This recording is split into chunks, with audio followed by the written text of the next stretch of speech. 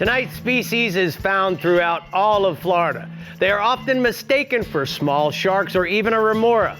In either case, they love to follow rays and big sharks. For the next 90 minutes, we're going to be talking about cobias here on the Florida Insider Fishing Report.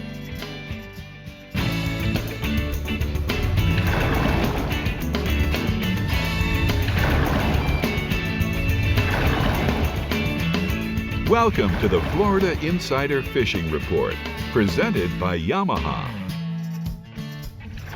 It's 2022 and it's time for another incredible season on the Florida Insider Fishing Report. We're your hosts, Brie Gabrielle and Captain Rick Murphy, with your favorite captains, the best and most up-to-date reports, and lots of new things happening in the studio. Right, Rick? You're absolutely right, Brie. And as you can tell, we have, for the outdoor enthusiast, all kinds of toys. We've got Yamaha's Kubotas, Toros, diamond fishing line, pin, and then obviously we have our man over at the workbench. We do, but before we get to our man, how about you tell us a little bit more about what we're talking about today, and that is cobia. Well, you know, Brie, cobias are found throughout the whole state of Florida, like we said at the top.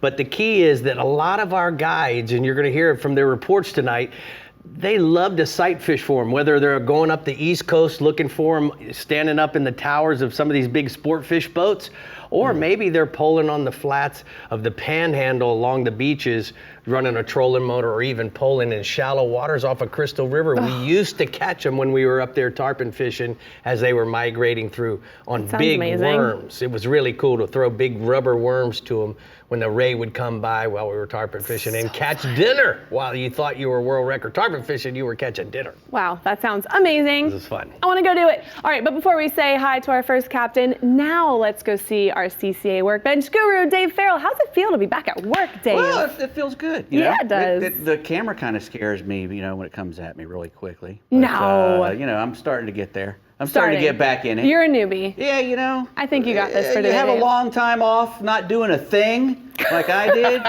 and then, you know, gosh, I got to go back to work again. We'll ease you back into it. I believe in you, Dave. Maybe having a shot of tin cup there, Dave. Yeah, I think I need some of that. Gonna kick this season off right. All right, let's start cobia off in the GARMIN Panhandle region with Captain Pat Deneen. Pat, get us started, please. Hey, Brie, how are you doing? I'll tell you what, the Panhandle, we're historically known for some really good cobia fishing during the spring migration, which is basically mid-March through the end of April.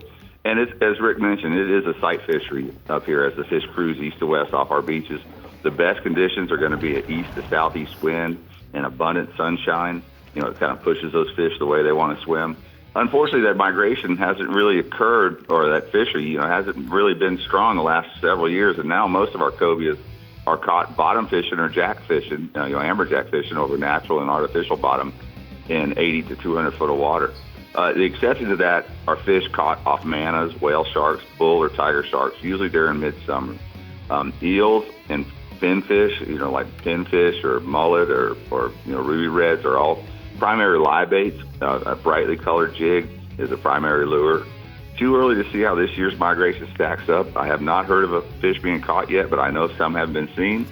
Yeah, I'm hearing good reports from the Southwest Florida area, so I'm really hopeful that this year is a turnaround year.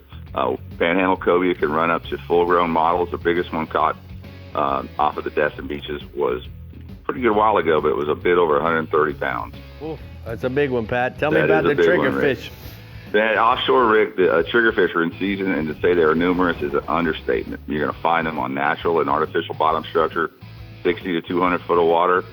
Use a 2-hook chicken rig with a small choker circle hook, maybe a 2 to 3/0 size. You know, bait them with cut squid, chopped minnows, or my favorite, FISHBITES. I mean, that's a nice, clean operation for them, and they love to eat them, and you don't make a mess. Use light tackle to get your bait down quick with a minimal weight. 20-pound spinning outfits are ideal. Triggers have tough skin. They're hard to clean, but they're some of the finest eating fish in the Gulf. So, and also, don't forget the cheeks on the triggerfish. They're really good to eat. Triggers run up to it and pushing 10 pounds, but often you have to weed through a bunch of shorts to get your legal fish. And then moving inshore, you know, spring is here. You know, the trees are dropping pollen everywhere. It's definitely springtime, and so are the pompano. There's great fish along the beaches, particularly in the eastern part of the region. The fish are coming east to west, and the fishing should continue to keep getting better throughout the entire region. 2-hook set fishing from sand spikes, probably the most common and possibly the most productive way to catch your pompanos. sand fleas are bait of choice, but fish bites, fresh shrimp are runner-ups. And I really enjoy sight fishing them with a jig when conditions permit. Either walking the beach or trolling motoring down the beach. Pomps are running up to 3 to 4 pounds. There are some pretty good ones being caught. And then finally, inshore, the sheepshead. If the pompanos aren't your gig, check out the sheepshead fishing. Throughout the Panhandle Passes, sheepshead fishing is really good right now. They're bunched up for the spawn around the jetties and the bridges near the inlets. Fort Pickens Pier is definitely a sheepshead hotspot. Fish with fiddler crabs, shrimp, sand fleas, and oysters. Use a Carolina rig with a small hook and a short leader, or go straight up with a sheepshead jig or a knocker rig. And use enough lead to offset the current. And they're running up to about 8 pounds. They're also a bit challenging to clean, but some really good inshore fish to eat. So, Pat, I got a couple questions for you. The first one, you know, you have pompano as part of your report. Tell me about the pompano fishing. Is it on fire? What is the key conditions to have good pompano fishing in the Panhandle region, bud? Clean water, Rick. Nice clear water. The water temperature's up. I look for places where you got a sandbar pinch, that outer bar pinches into the inner bar, or where there's a good washout. And then if you've got abundant sand fleas on the beach, you're probably in a good area. Just look at that. When the wash comes out from the wave and you see those sand flea tails going down in the sand, the food's there, so the pompanos are most likely to be showing up as well. All right, the second question, why do you think the cobia fishing in the Panhandle, you guys are the cobia capital, why do you think it's declined?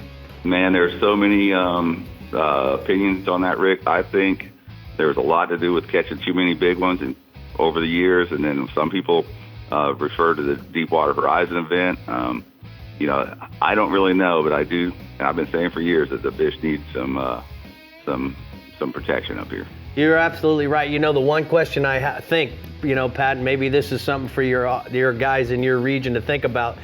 We killed all the mutton snappers that were on the flats in Key West. We wiped out that genetic fish that really liked being up there on the rays, and I wonder if those fish that swim along the bars shallow, if that's genetically implanted, and we've probably caught a lot of those. Something to think about. That's another opinion that is commonly spoken. All right, well, we've got lots more to talk about, but until then, I got to take a look at the blue water outrigger hotspots from the Panhandle region.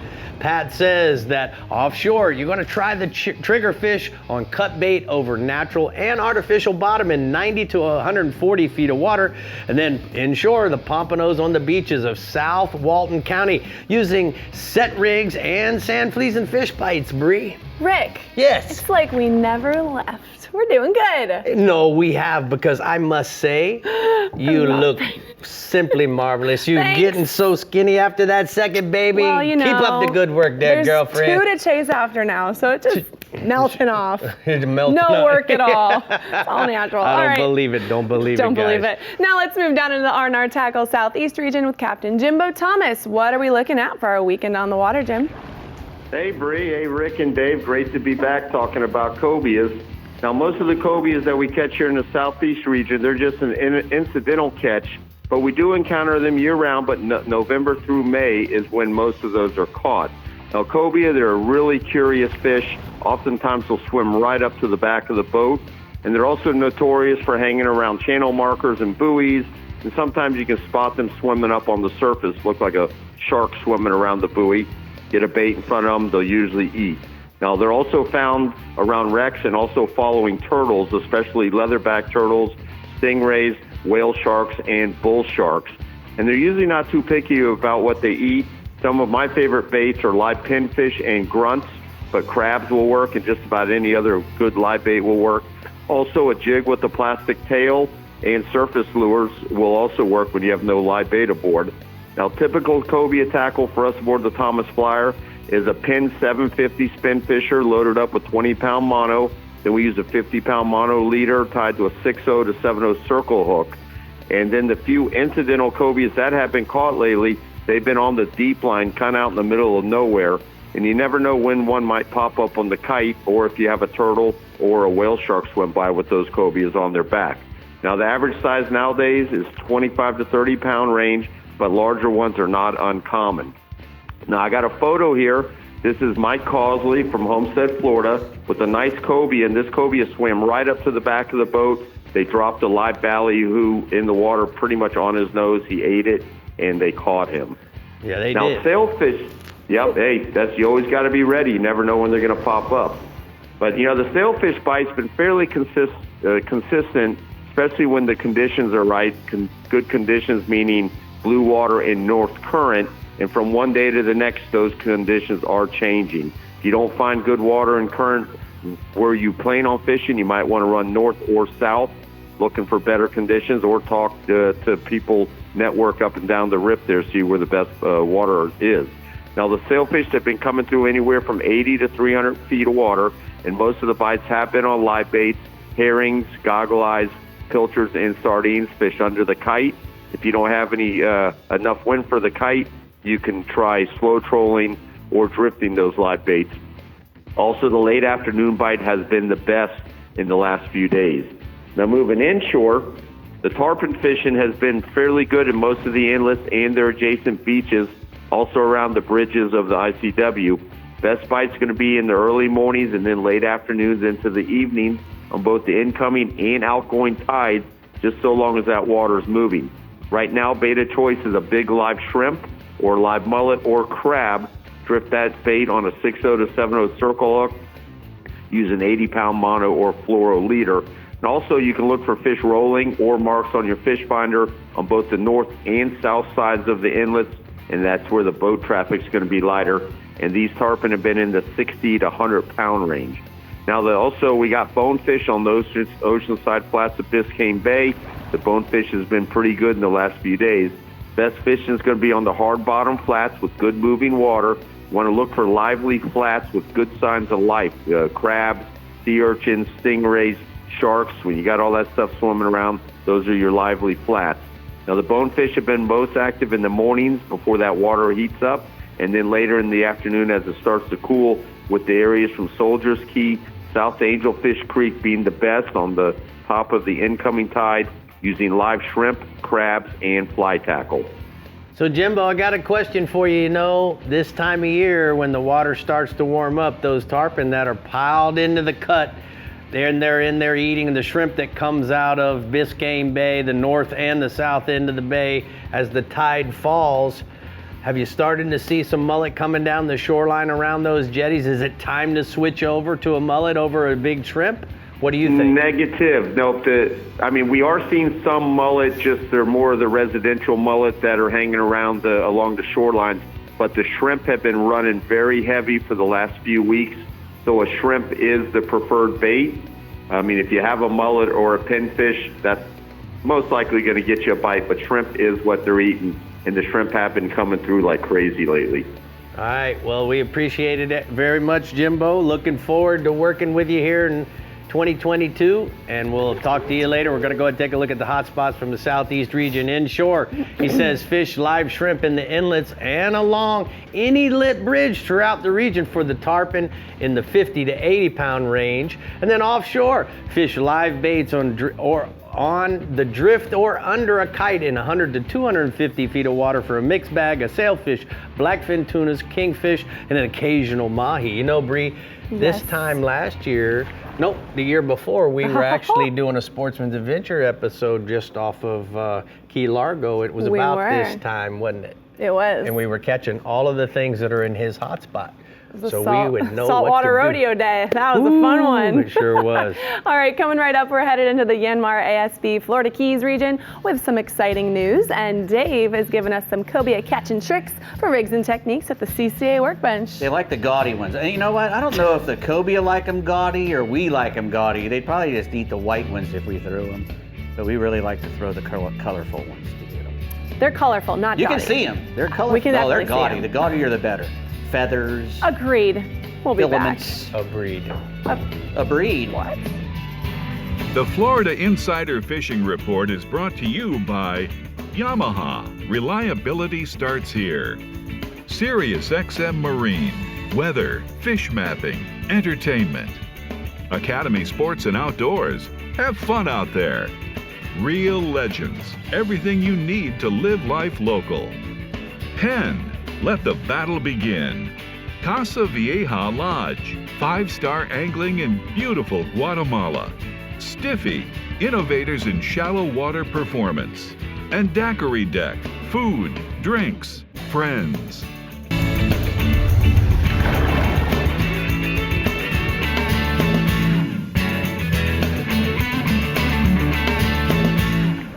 So we're here at the CCA workbench, and it's time for the Academy Sports and Outdoors Rigs and Techniques. Dave, you've had 6 months to actually think about your job over here at the workbench. So what do you got for me tonight when it talks about Cobia's rigs? You put the pressure on me, man. Why not? No pressure. Well, spring is time, is cobia time all through Florida. I mean, we can catch them year round on the wrecks. They're a wreck fish. They like to hang around a deep wreck. Most of the time, wrecks and reefs and whatnot. It's only during the spring that we get that big migration where they'll come in close to shore and follow the shoreline. Panhandle in Florida, where Patty's from, is probably the most famous in Florida. Guys come from all over the country. They got great big ones there. They get over 100 pounds quite regularly. You used to. That's a big quite one. often. And in numbers, I remember distinctly one day, me and my dad had like 17 up behind the boat. Wow. One day, we didn't even catch one. What? They had just shut. They would not eat anything. I had live baits and jigs and squid and dead things, and they wouldn't eat anything behind my boat that day, which was, I actually had a guy go overboard. But, it was a bad day. But, sometimes cobia are like that. They're a very curious fish, and a lot of cobia stories start with, he just swam right up to the boat. Right. They'll be somewhere down there bottom fishing, or they'll catch a fish and stop and be getting their lures together, and all of a sudden, here he comes. Well, the reason he does that is the cobia is object. He likes to be oriented. He's object oriented. He likes to be around other things. Those big bull sharks, a whale, any kind of like one of those big whales with they eat plankton. The whale shark. They're always around whale sharks. If you see a whale shark, you're going to see cobias on it. Any of those great big things that are moving through the water, a big buoy sometimes will hold them. And so when your boat pulls up to a reef or a wreck and you're, messing around getting stuff ready, half the time, those cobias will just come straight up to the boat. They don't wait for you even to drop a bait. And a lot of times they'll start pecking at stuff and you start catching bottom fish, or you're trying to catch bait, you'll catch cobias doing that too. But the main thing like a lot of guys like to do is sight fish for them. And that's when you're starting to use the jigs and some of the artificial stuff. Here on the east coast of Florida, springtime right now, the manta rays are coming inshore. We got a place out there at Canaveral called the Shoals. It's a shallow area. It looks much like the same kind of bottom kind of structure, shallow water over sand that's in the Panhandle.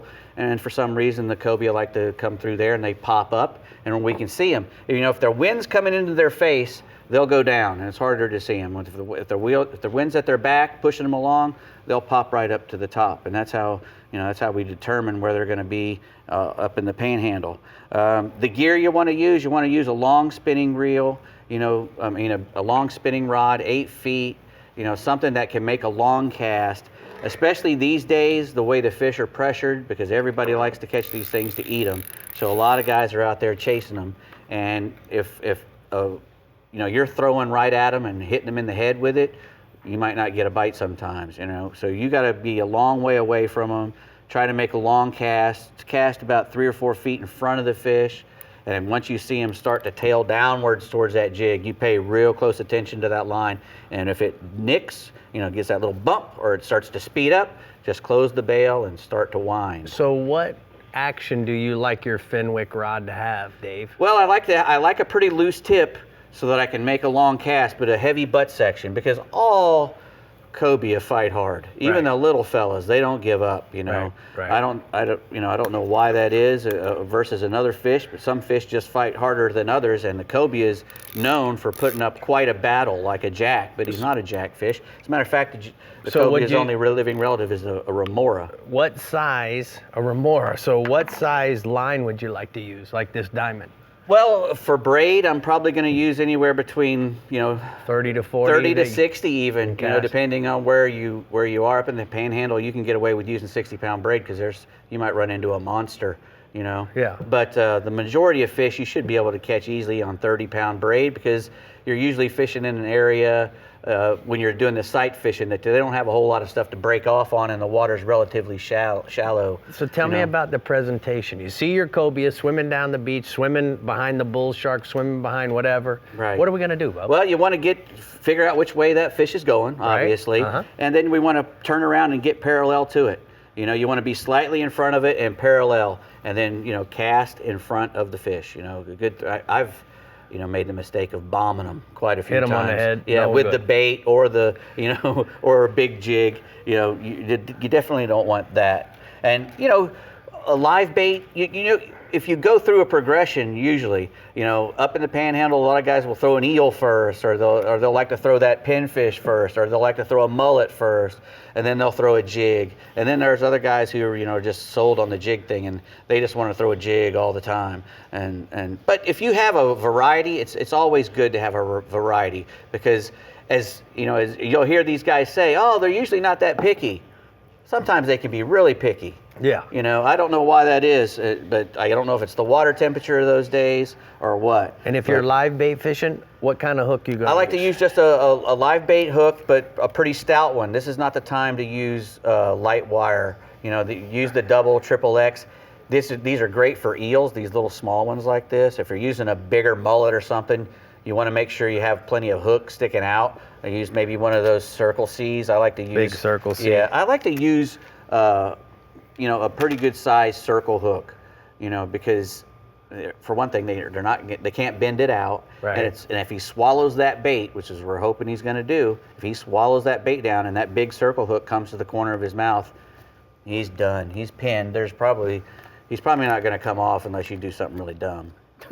So I've done that. But. All right, real quick, got 15 seconds. When we go to gaff him, oh yeah, what's the most important part? I learned this from you years ago. Make sure you have a place to put him before you put the gaff in him, and you tell everybody where he's going. The hole is open, and here we go. Right. Don't. It's all one motion. Yeah, there ain't no playing and hitting him in the head or any of that crap. You put him on the ice and close the door and run away. Right. Because he's going to go crazy. Clear the deck, Brie. Clear the deck. Where are we going next? All right, in the YANMAR ASB Florida Keys region, our biggest fish fan, Captain Randy Tao, has decided to focus on his rod business, and we wish him the best of luck and we'll miss him very much. But Rick, we would like to welcome our brand new captain of the show this season, Sarah Stanzik. Hey, Sarah.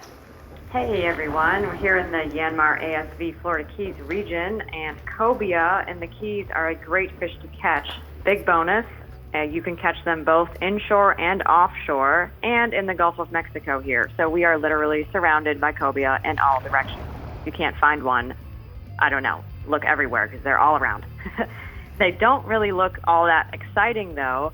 Sometimes people mistake them for small brown sharks, but don't be fooled. They are good to eat and they put up a fun fight. So the offshore charter boat fleet, the way they catch cobias is the captain of the boat will get in the tower and they will visually search for a big stingray or sharks, and the cobias will be following those creatures. They're opportunistic eaters and they follow these bigger fish to eat the scraps from their kills. So these captains will be up in the tower looking for these rays and sharks in the clear waters near the reef, 20 to 30 feet deep, or even up shallower than that sometimes. They are great to target offshore visually because you can actually sight fish for them, which is my favorite type of fishing. Now, if you're going to catch cobia in the backcountry or inshore, when it's calm enough, the little skiffs can head way out into the bay or the Gulf and they find a wreck or some kind of structure on the bottom. They'll just bottom fish for these cobia and use live pinfish for bait on the bottom.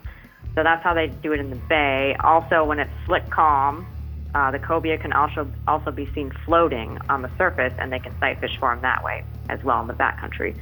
I also got a report that there was a big sawfish caught in one of the backcountry channels. They pulled the sawfish up off the bottom, and following the sawfish were a bunch of cobias, and they caught a cobia. That'd be pretty cool to see. Yeah. And for bait, we like to use live grunt, pinfish, or crab. So a good setup for catching cobia in the backcountry or Gulf would be a 4,500 pinfisher reel with 30-pound braid, 50-pound fluorocarbon leader, either a 3/8-ounce jig head or a half-ounce lead sinker and a 5/0 J hook.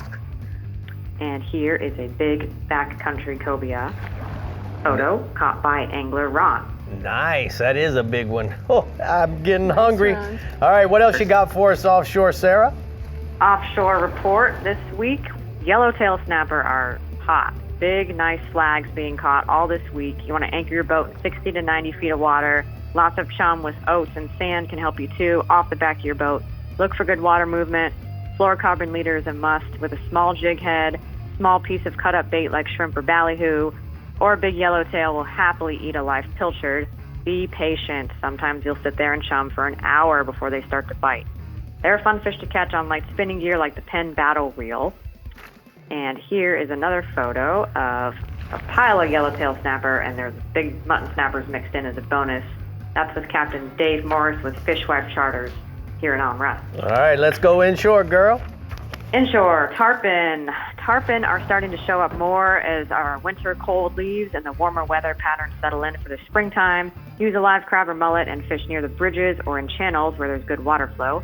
The warmer, the more stable the weather, the better the tarpon will start to bite, and it will be full-on tarpon season before we even know it. It's coming. So be patient. They're an exciting fish to catch. Obviously, people know they fight really hard. They make great jumps. They're very aerobatic. So anglers flock from all over the world to the Keys for one of the best tarpon fisheries available. And our last species for the inshore is mangrove snapper. Again, as the bay waters start to warm up, the snapper bite starts to get really good. They are great fish to bend on the rod for kids and families, and bonus, they are excellent to eat, one of my personal favorites. Easy setup for tackle, just a 20-pound leader with a quarter-ounce jig head, live shrimp will have you hooked into mangroves all day long. I like catching them, especially because for their size, they're not huge fish, but they really do make a couple good runs initially, and you'll hear your drag scream on your reel, you'll feel them pull. You just have to reel them in fast and hard because they're good at getting into the bottom and they'll rock you up quickly, or sharks will get them before you do. So just reel fast, get them on the boat. Once they're on the boat, they have vicious teeth and they will lunge out and bite you. So be careful when you're taking the hook out. All right, Sarah, I got a couple questions. Tell me about the photo first. Oh, here's a photo. It's just me and a mangrove, my favorite fish to catch. One of my favorites. All right, so I got a question for you. Let's tell everybody about what's your favorite fish to catch. You know, we want people to get to know you better through the show. I love bone fishing for sure. That's definitely one of my top favorites.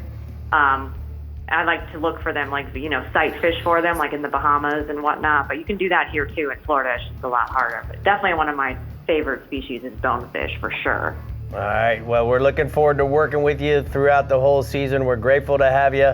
Say hello to all the boys at Bud Mary's for us, and I'm going to go ahead and take a look at the shallow sports hotspot from the Florida Keys region. Sarah says that inshore, the snook fishing has been good lately. The pilchards that they love to eat for bait have been plentiful, and they're easy to catch with a cast net right now. And then offshore, have a good live bait ready to pitch for a sailfish. Look for the showering bait and the warbirds diving down on the edge of the reef line, Brie.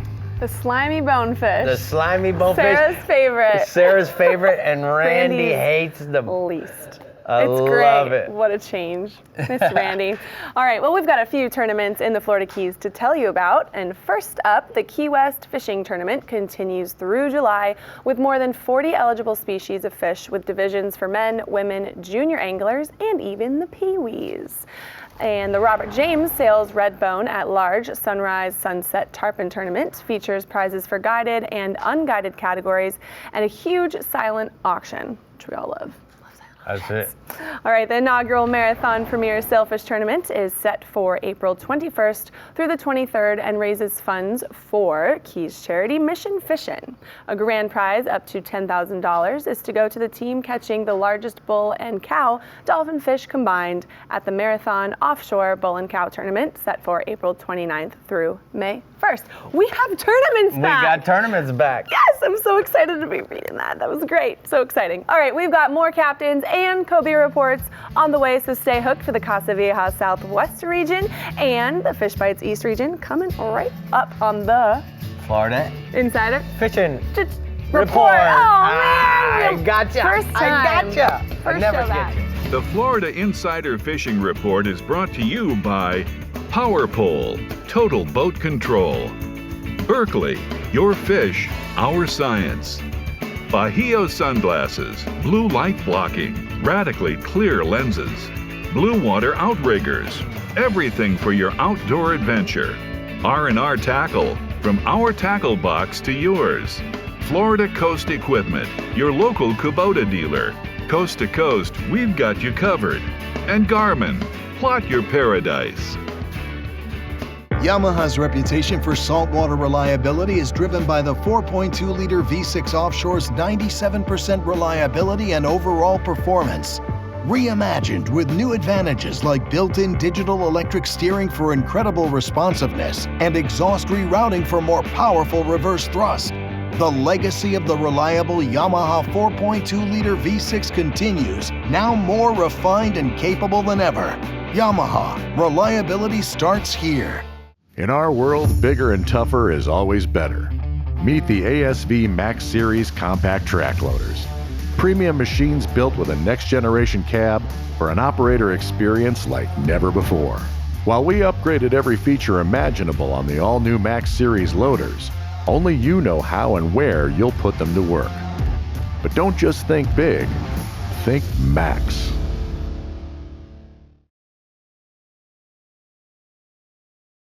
Come explore untouched Florida, where you'll step into holy sea cow and fish pristine waters where you'll reel in whoa. Come discover Crystal River with exciting adventures and incredible surprises everywhere. From exhilarating river adventures to scalloping in the Gulf to delicious fish to fork cuisine, this is the place where you can relax into Just a short drive from Tampa and Orlando is the amazing Discover Crystal River, Florida. Learn more at discovercrystalriverfl.com.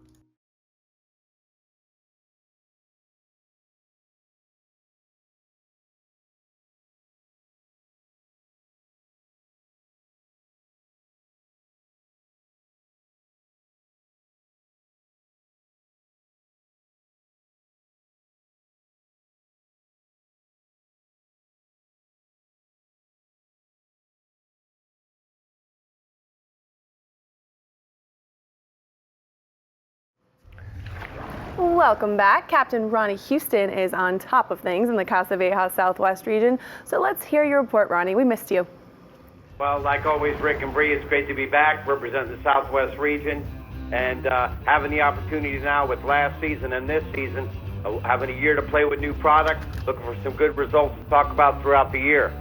Now, the Cobias, they can be found all year long on the offshore side, but generally the best time can be anywhere from mid-October through mid-March, and that's generally towards the slightly cooler water temps. Now, you want to concentrate on fishing wrecks, towers, and ledges. They all will produce fish. And baits of choice can be large live baits like pinfish, grunts, blue runners, but you can also use a variety of artificial swim baits like 5 to 8 inches long. For example, the Bass Assassin, Die Dapper, maybe a half-ounce jig head. But you can also sight cast these fish by simply using bucktails, and the brighter the better. But what's cool about my region is as you work further up towards the north on the inshore side, starting around Fort Myers to Gasparilla, we have a vast variety of flats and sandbar edges that will also hold groups of fish. And that's mainly sight fishing pattern. You want to sight fish along the edges. You can sight fish these fish coming in from the Gulf and through the passes. But you also want to concentrate in areas where there are groups of rays and manatees. Won't too be far behind them with the groups of rays and manatees mud things up, stirring things up. Cobia won't be too far behind, trailing behind them. And I got a prime example of some offshore fish that's recently caught down in the southern end while fishing with Capt Mike Avenon in the southwest region. Now, the red groupers. It's truly been a banner year for the red groupers, and presently it's really been the main attraction. You want to concentrate your efforts from Marco to Fort Myers Beach. Now, depths are going to vary, but the key depths have been anywhere from 90 to 120 feet, and for your better chances of catching some good-sized fish. Now, most of these fish right now are averaging 9 pounds, with some fish up to 15 pounds. Now, you want to vary your depths. One of the most important things is you want to keep your baits on the bottom. Depending upon the current, having a variety of weights with you, with the current and the wind, anywhere from 6 to 10 ounce. Real simple cut baits such as squid, herring, sardines will work as well. You can also use live pinchfish or grunts, but another good thing about it is if you're trying to figure out what might be going on, white bucktails. You can get in those depths right now, drift those areas, using white bucktails with squid. Once you get into some areas where you possibly catch some keeper-sized grouper, mark the spot, turn around, anchor up, and you catch some keeper-sized groupers. Now, before I go into my inshore report, got to thank PCA for all they do with the restocking programs in the past time we've been off the air, but they've also had a nice release this week up in the Panhandle region in the Choctawhatchee Bay, but then also with their estuary enhancement. You got to thank all the sponsors and volunteers who help put in their time. PCA, you're doing a great job. Now, as we go into the inshore side, we're going to talk about the pompano. There's been a good pompano bite throughout the whole region, from Naples all the way up to Stump Pass. You want to concentrate on pattern, passes, sandbar edges, areas of sandy bottom, also grass flats with sand or shell bottom. Now, you can use light tackle anywhere from 2,500 to 3,500 spinning gear, simply like the Penn Battles. You want to use medium-sized rods. Some of the lures you want to throw right now are tube lures, or you can use bucktail jigs in pink, brown, or chartreuse tip with shrimp, or you can even use small pieces of fish bite. Current can be the key. Also, clean water. We haven't had any rain much this winter, so the water's being clean. But also, once you get in the area of those pompanoes, scan the horizon. You'll see some skipping fish, and you can move over towards those areas if the bite turns off. And I got a fine example of some fish that were just recently caught down in the Naples area while fishing with Captain Will Garrity. The last species is going to be the snooks. This is the time of year where it starts happening to the south. Markawala and Indian Key, generally around March or April. The bite is heating up, and if you're looking for some big fish up to 40 inches, now's the time, according to Captain Chris Broom and Captain Joe Casaro. Both of their reports I've received have been identical. Their incoming tides and the first part of the outgoing seem to be the best. Now, live pilchards, and there are times if you have plenty of the live pilchards, you want to chum those areas with the live pilchards. If the fish aren't sitting in your zone, that current will take the pilchards down the shoreline, and it won't be long, the snook will be showing themselves.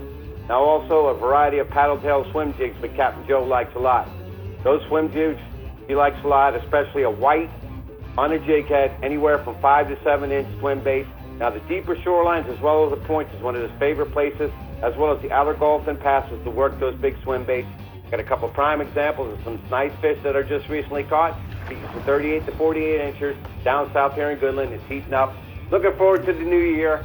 Take a kid out fishing, you get a chance, and get out for the weather this week and enjoy the bite. All right, Ronnie, thank you so much. We're going to go ahead and take a look at the Caddy Can hotspots from the CASA VIEJA Southwest region. He says inshore, redfish, bull bait, a turtle bait, cape haze, and the west wall using shrimp, pinfish, and a variety of paddle tails in potholes and shell bottom. And then offshore, you want to go mangrove snapper fishing, Fort Myers Beach to Stump Pass, 55 to 75 feet of water, fishing wrecks and ledges, chumming, and using small cut baits. Brie. All right, well, you better be ready with a rod in your hand if fishing for cobia as part of your weekend plans in the FishBite East region. Welcome back to the show, Captain Mike Holliday. Brie, I am so psyched to be back. It's going to be an exciting season. We got a new captain in the Keys. We got a bunch of new fish to talk about.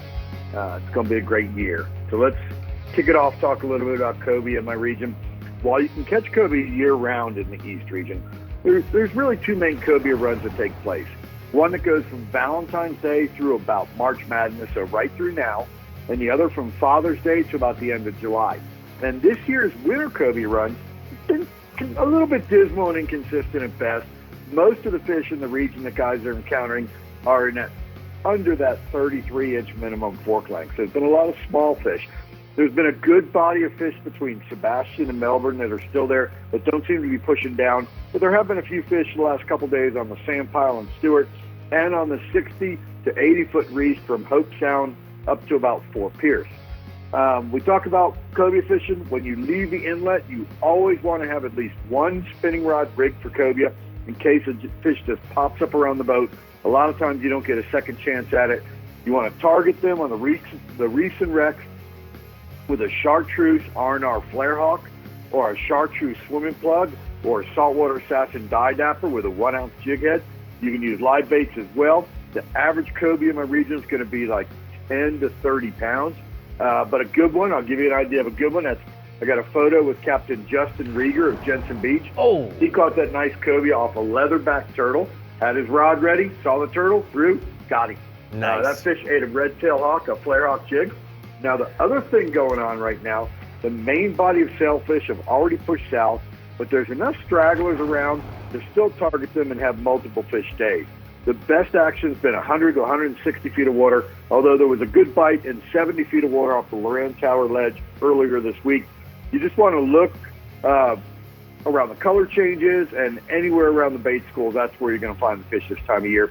The boats that have been having the best success on sailfish, they're putting out live baits on multiple kites and power drifting the baits down the color changes and around the reefs.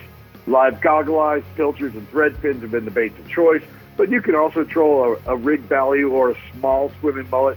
A lot of the sailfish are in that 20 to 40 pound range, so you want to go with the smaller rig baits if you can. I have a photo that Captain Glenn Cameron sent me. He's on the Floridian charter boat out of Stewart, and that's a sailfish they caught in 120 feet of water on a live thread pin. Let's go inshore here, Hollywood.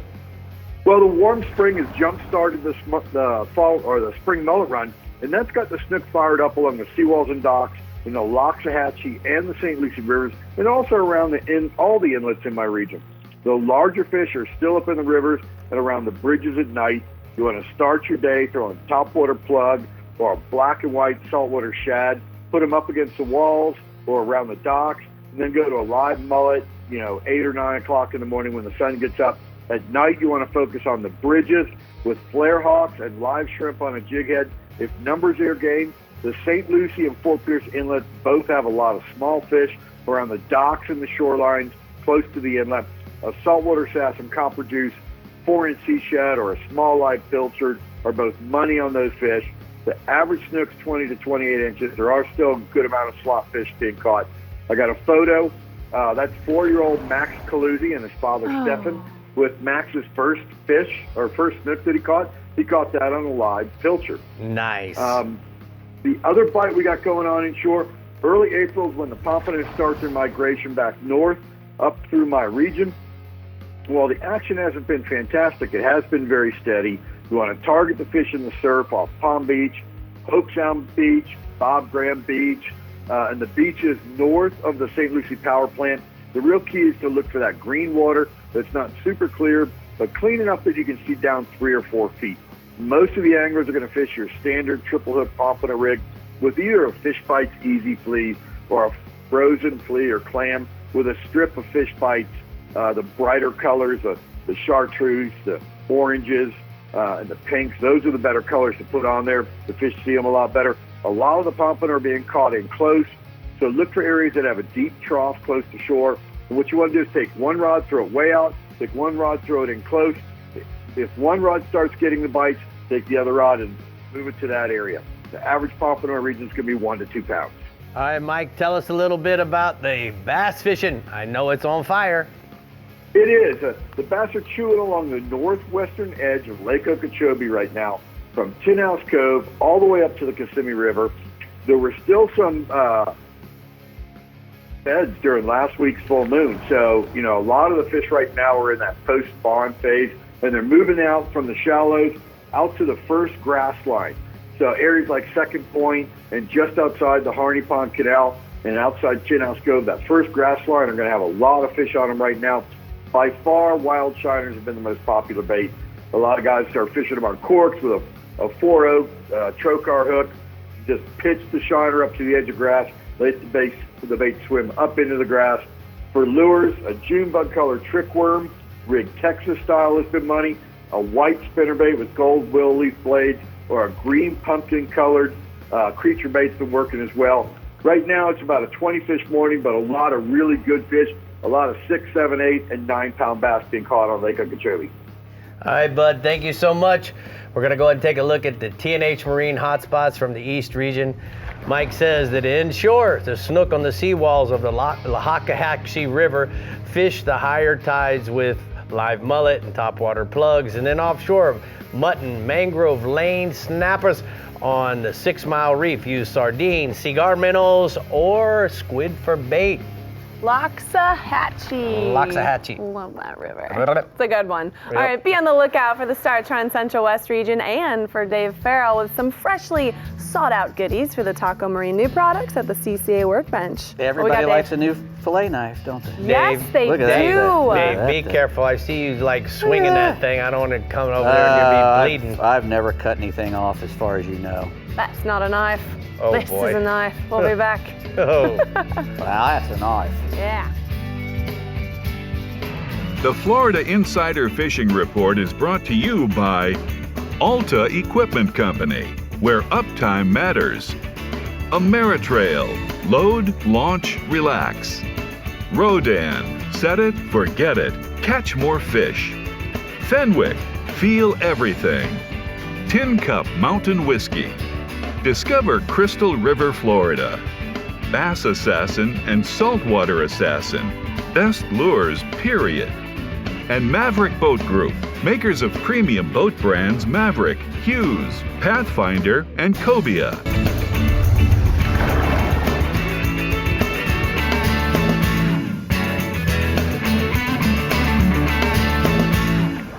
Well, we're here at the CCA Workbench, and it's time for the Taco Marine new products, Dave. And you know what? Yep. I'm just going to go ahead and get us started. T&H Marine, you know, they're a hotspot sponsor from Holidays region, and I went through their electronic catalog, and Bud, I want you to know they send me a box of stuff as big as this workbench. They got a lot of stuff. And the first thing I grabbed out of that box today was this wire adapter. And the wiring adapter, why I think it's so important to have, is because now all the trailers are becoming with, you know, the connections, of course. Right. So what I find that's so nice about this is that it'll go in your Ford, it'll go in your Chevy, Yep. it'll go in a Ram, Jeep, whatever it may be.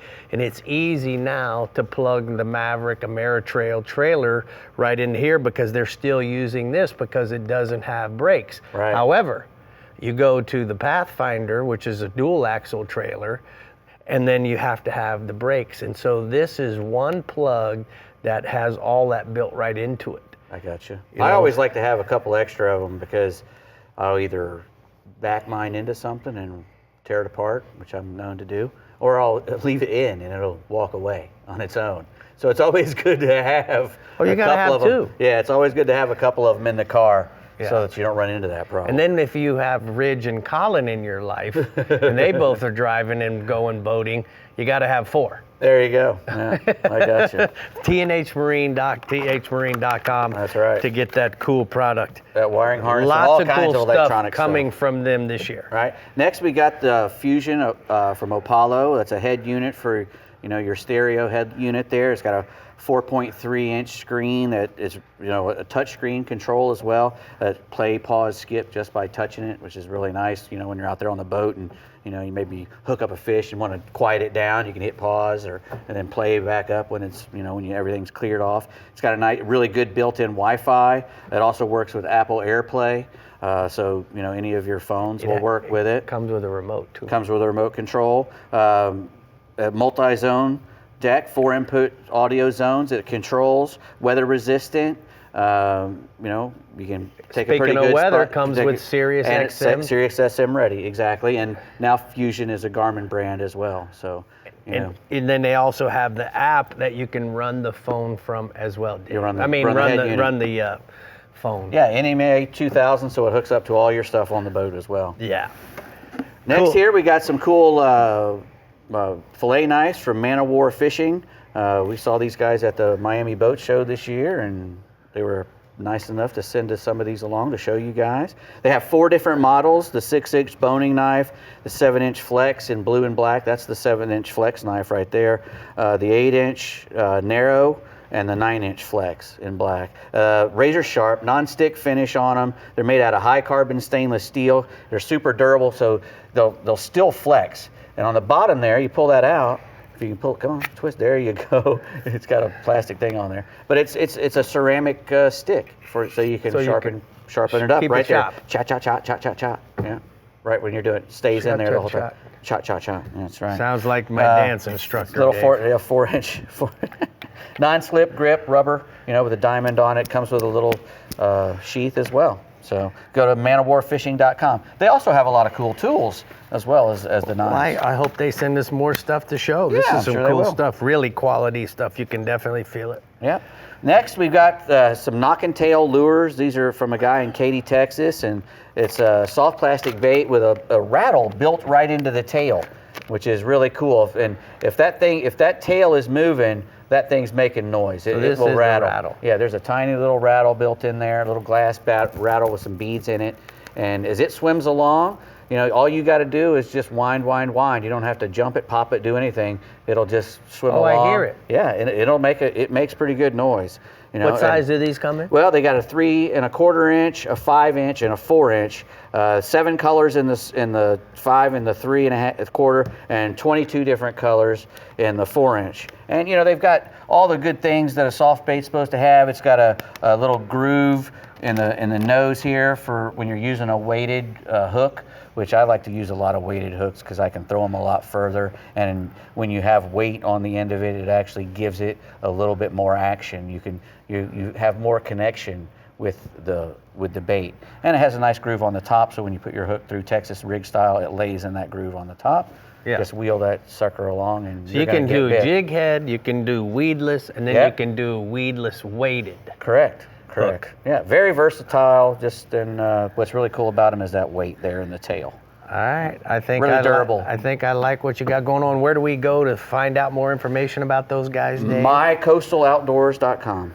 Well, way to get us started. MyCoastOutdoors.com. My Coast. Yeah. Hey, good job over here, man. It's good to have you back. It's good to see all my peepers. We are good peoples, Vic. Yeah, we got great people. I got some peepers All right. with some skills. Exactly. Let's have some fun in the STARTRON Central West region with Captain Jeff Page. Tell us about the cobia fishing, Jeff.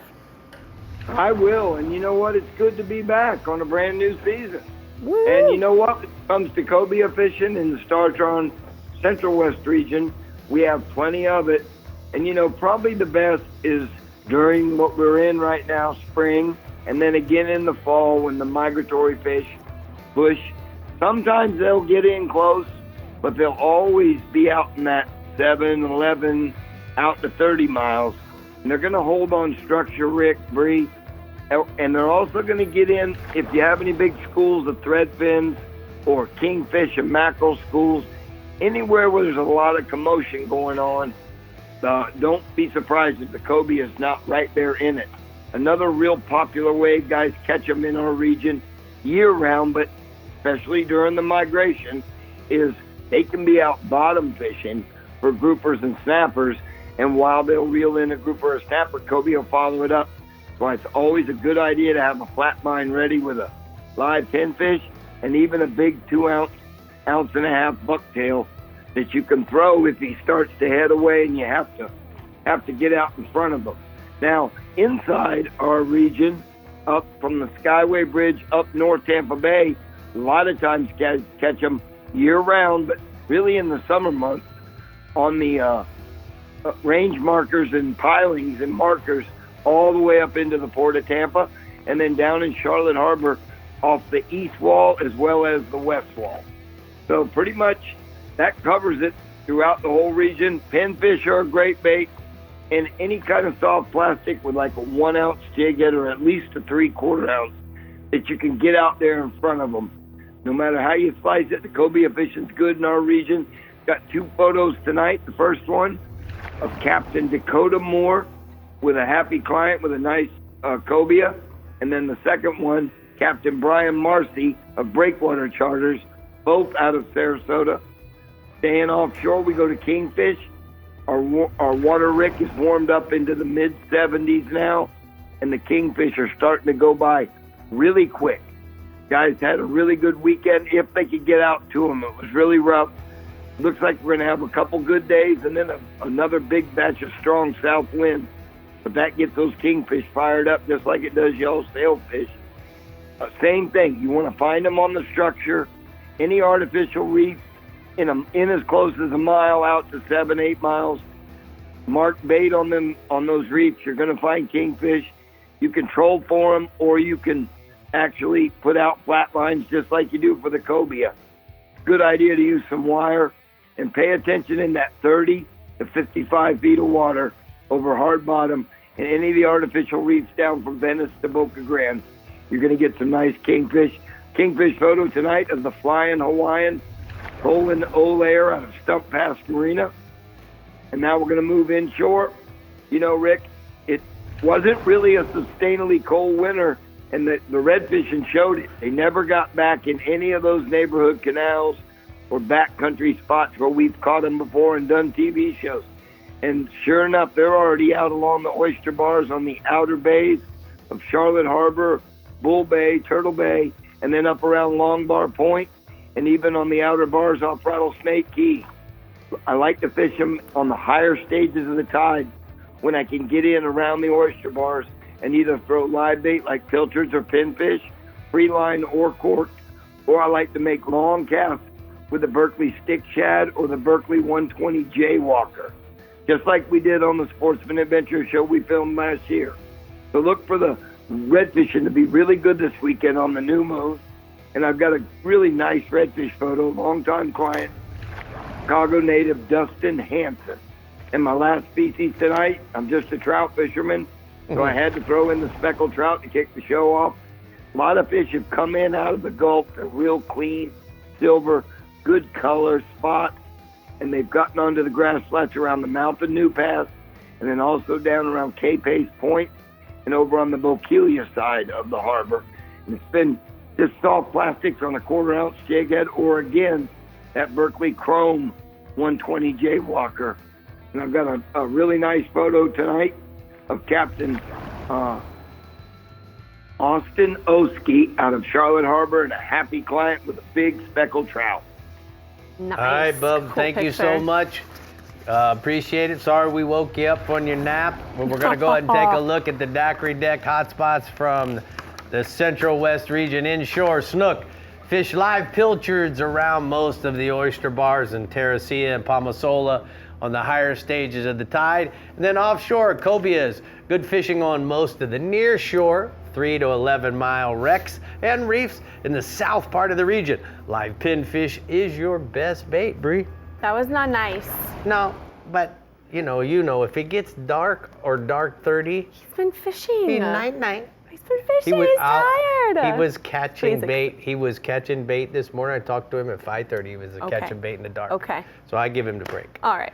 Coming up next, we are checking in with the Real Legend Central, ship. East, and ALTA Equipment Northeast regions. And remember to keep up with everything fishing in Florida. Make sure to head on over to our website, like us on Facebook, follow us on Twitter and Instagram, and to see new fishing adventures along with reports, subscribe to our YouTube channel, Captain Rick Murphy. No naps.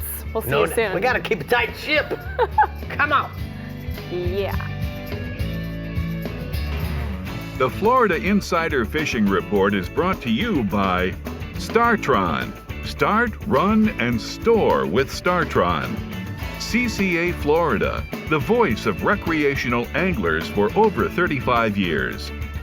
Fenwick, feel everything. Strike Zone Fishing. Diamond Fishing Products. Our reputation is on the line. Berkeley, your fish, our science. Murphy's Law Sport Fishing. Book your trip today at murphyslawsportfishing.com. And YANMAR ASV, a leader in compact equipment. All right, let's keep the good times rolling and get our Real Legend Central East Region Captain Jim Ross on the line. Hello, Jim. Hey, hey. Hey, hey. How's it going up there? Time for a new season, and I tell you what a great fish to kick off with cobia. You know, cobia are just magical, in my opinion. Most of the time, they just materialize out of nowhere right at your boat side, and then they can disappear just as quickly.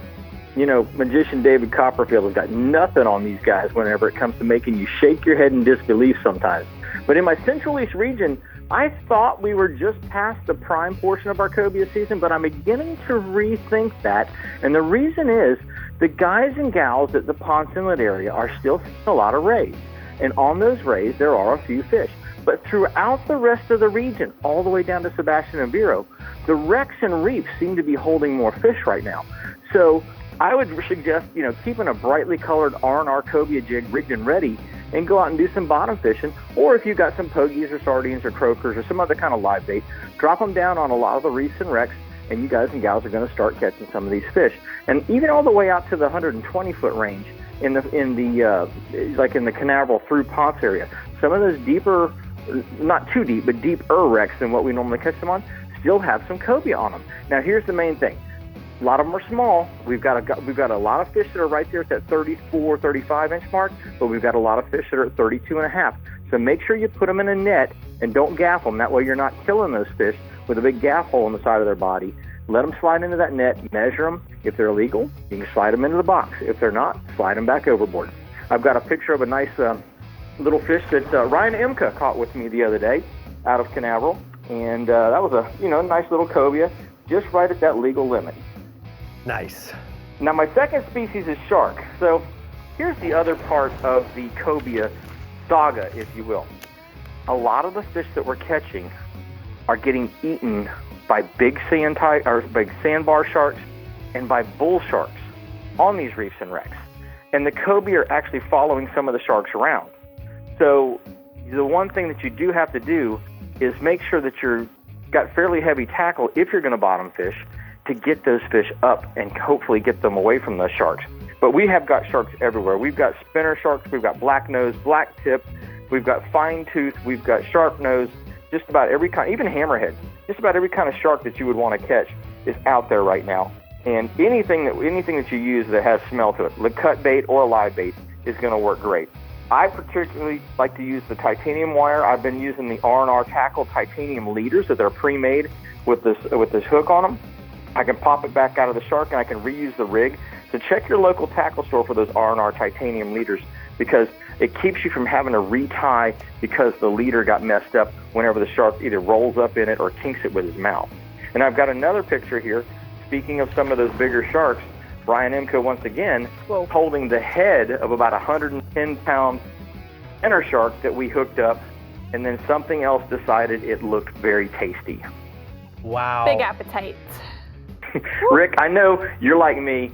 You don't want to get out of the boat. Rick, and it's this okay. is the reason why. I know I can't outswim that shark, and I know I can't outswim the shark that ate the shark. So I'm staying in the boat.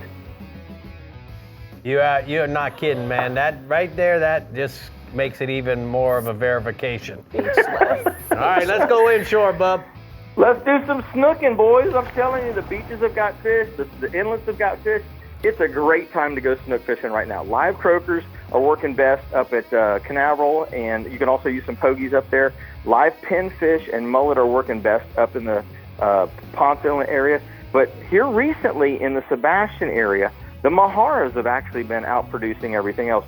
So depending on the inlet you go to, depends on the type of live bait that you want to use. Now, you can use those day or night. At night, if you guys are standing on the jetties or the rocks and you're casting into the inlet, flare hawk jigs are still working really, really good right now. Soft plastic swim baits, like the Saltwater Assassin Dye Dapper, has been working really good on a jig head or on a heavy-weighted swim bait, live weedless worm-type hook, a wide-gap worm-type hook, and with a heavy weight on it. That seems to be working really well. So, and of course, anytime you're throwing a lip diving plug, you've got a chance to catch a snook at an inlet. I've got a picture here of Roger Paradise with a snook that he caught with me here the other day, and that fish ate a live menhaden. And then my last species is the redfish. And redfish, I have a love-hate relationship with the redfish right now. I'm going to be honest. The fish that are on the beach have been pretty good. Cruising up and down the beaches or even out into the 20 and 30-foot depths. Those bigger bulls are, you can catch them out there. But inside, it's been a tough go. So inside, we've been having to use live crab or cut ladyfish, cut mullet, and fishing in places like Holliver Canal or up around the north and south bridge at Ponce Inlet or in the inlet itself, or some of the guys are even catching them by the Coast Guard station. Most of our smaller slot-sized fish have been really tight to the mangroves all throughout the region, and they're hitting shrimp or small fingerling mullet. So if you're going to fish for the small fish, live baits seem to be working very, very well. If you're fishing for the bigger fish, the dead baits are actually working better. Tell me about the picture, Jimmy. So get out there, go to, like this fish here was at Sebastian, this 33 incher that we have a picture of.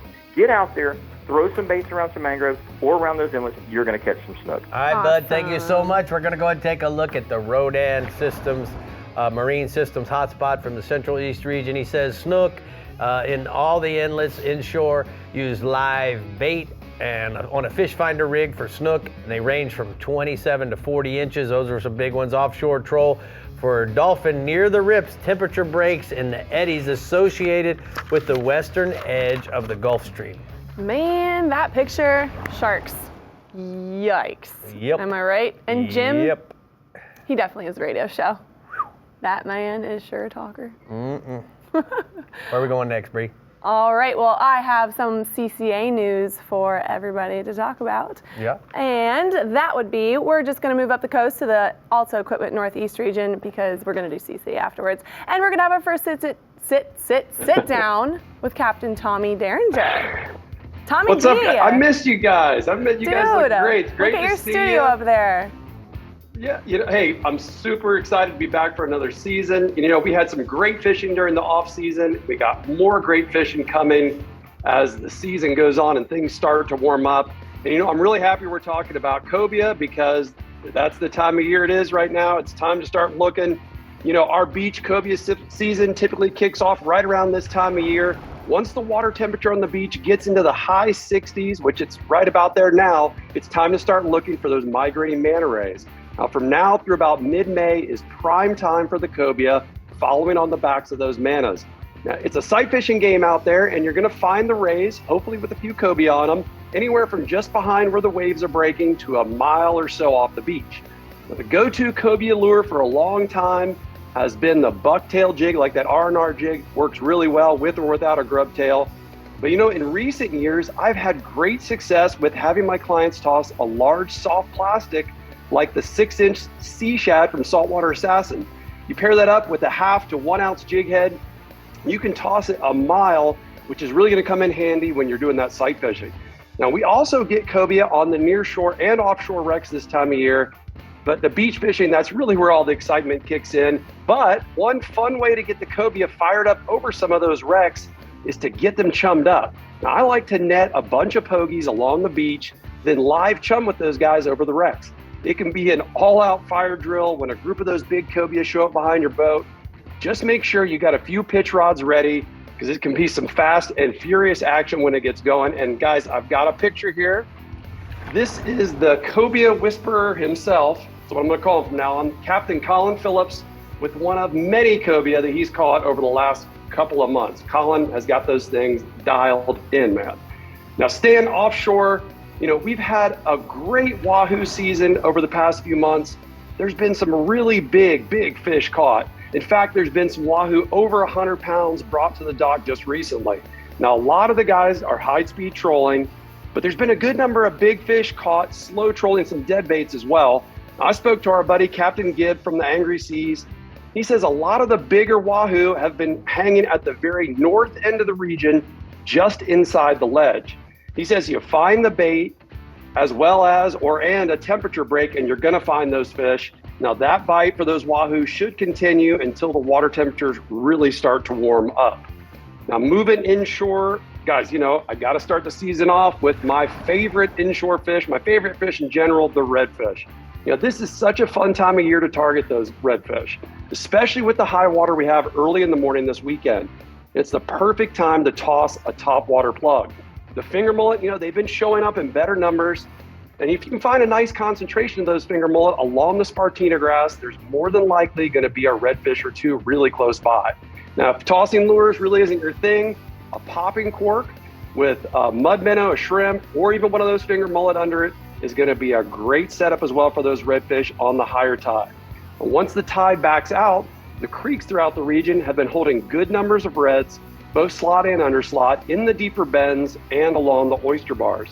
A live shrimp or a mud minnow on a 1/4 ounce Saltwater Assassin jig head, that's my go-to in the creeks right now and pretty much all the time in the creeks. Now just slowly bounce that rig along the bottom or along the oysters. Wait for that characteristic thump from those redfish. And I got another picture here, guys. This is Chloe Bedford with a nice redfish that she caught with me in St. Augustine, and she is rocking her Bahia sunglasses, looking good with those on there. Quickly on the trout, Tommy. All right, this time of year I get excited to do some trout fishing. The bait fills in throughout the region. Those big gator trout are going to move into the shallow flats and into the creeks looking to feed before spawning. Just like with the redfish, a top water at dawn or dusk for big trout. It can be especially good when we have a higher tide like we do this weekend. Now, generally speaking, the bigger trout are fish eaters. So if you're using live bait, a big mullet, pinfish, croaker, those are all good bets. You can either float or free line those baits. Now that being said, a lot of my really big trout have come off extra large live shrimp.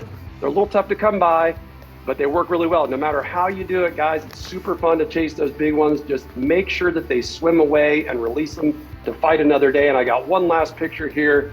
This is Angela with a big old giant gator trout that she caught with my brother, Captain Todd Derringer. A lot of pretty fish and pretty girls. Tommy, keep those pictures coming. Thank you so much.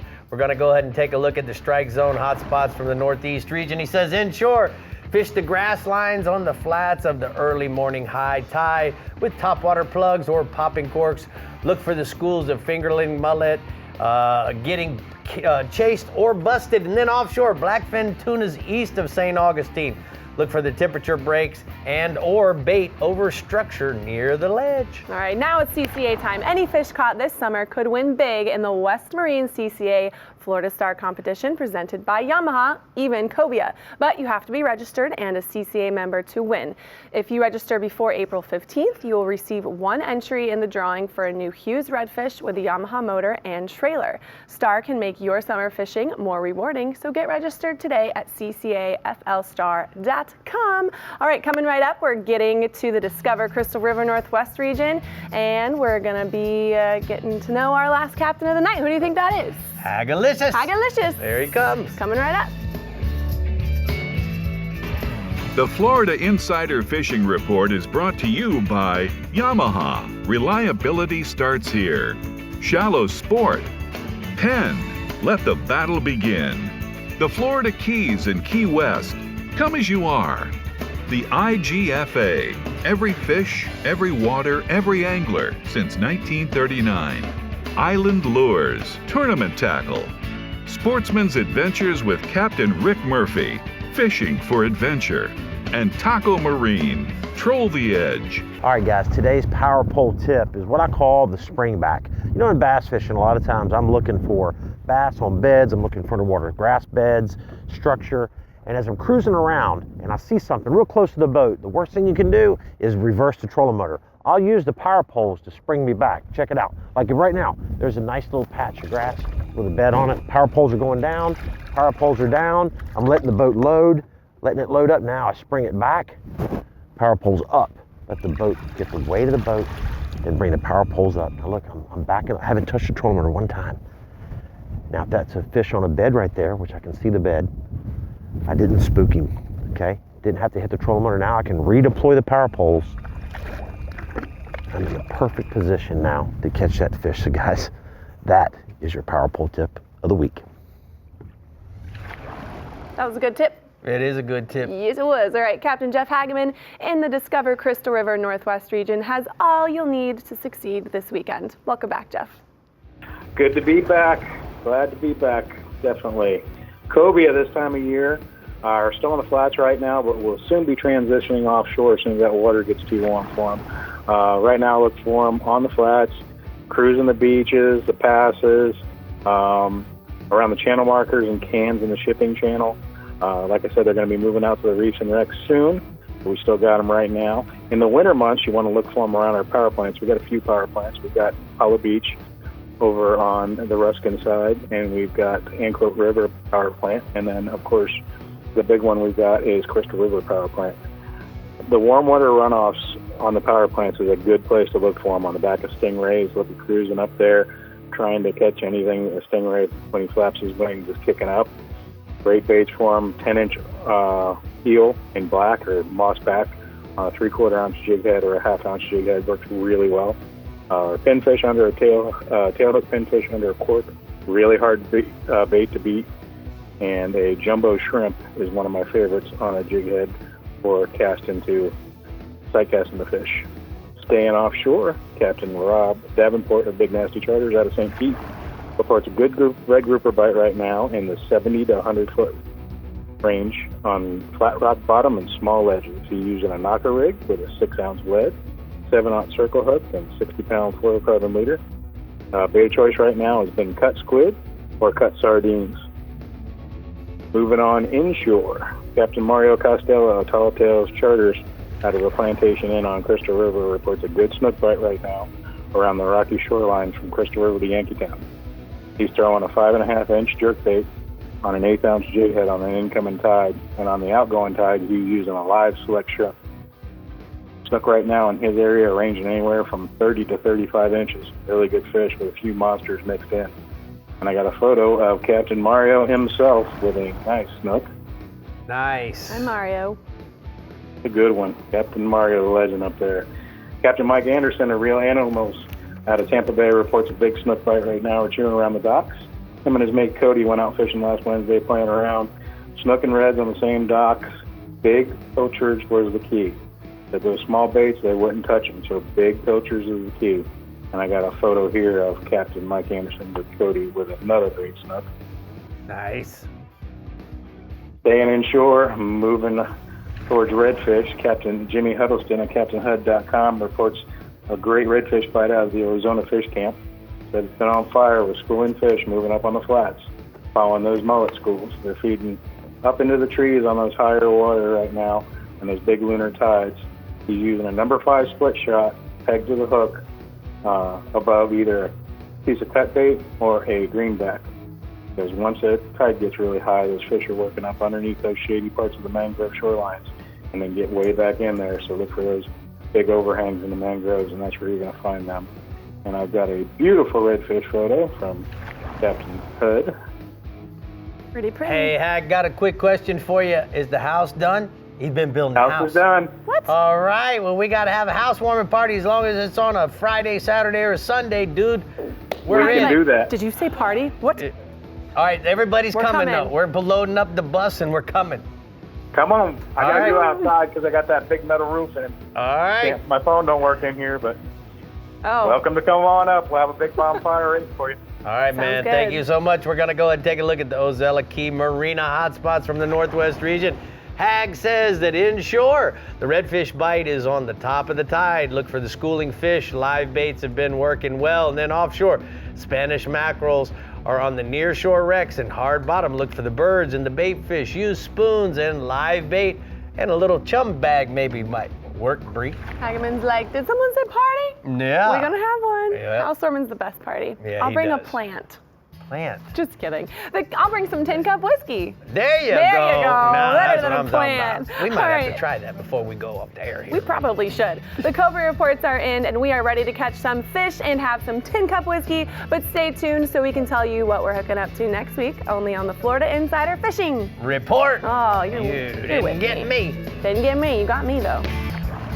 All right, next week we are talking sailfish, so make sure you are tuned in because we are bringing back our live studio audiences this year, and next week is our first one, and I couldn't be more excited. You're Oh, so right.